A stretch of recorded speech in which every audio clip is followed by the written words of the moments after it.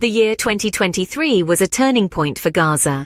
In October, Israeli Prime Minister Benjamin Netanyahu declared a state of war after Hamas launched attacks from Gaza. This resulted in casualties on both sides, leading to Netanyahu vowing an extensive military response. The US, a long-standing ally of Israel, responded by providing substantial military aid, while also offering non-military assistance to Palestinians. As the conflict escalated, Senate Minority Leader Mitch McConnell defended Israel's right to self-defense, even as Israel's airstrikes resulted in the death of at least 48 Palestinians, and rockets from militant groups killed at least 6 Israelis. The United Nations warned of the conflict escalating into a full-scale war and called for immediate de-escalation.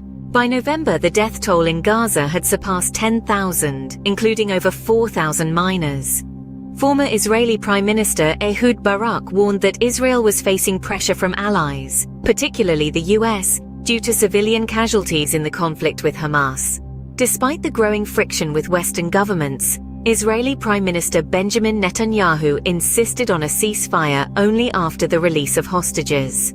The humanitarian crisis deepened, with a quarter of the population reported to be close to famine.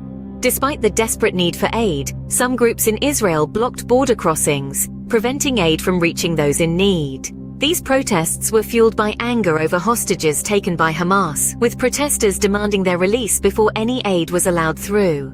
In the face of this crisis, the ordinary people of Gaza found themselves in a grim struggle for survival. Children who survived the bombings faced a new enemy: starvation.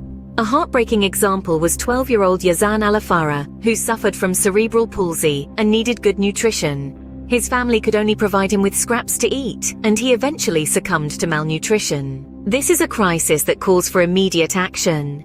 It's imperative that aid reaches those in need in Gaza, and that a long-term solution is found to prevent further loss of life. Every one of us can play a part in this.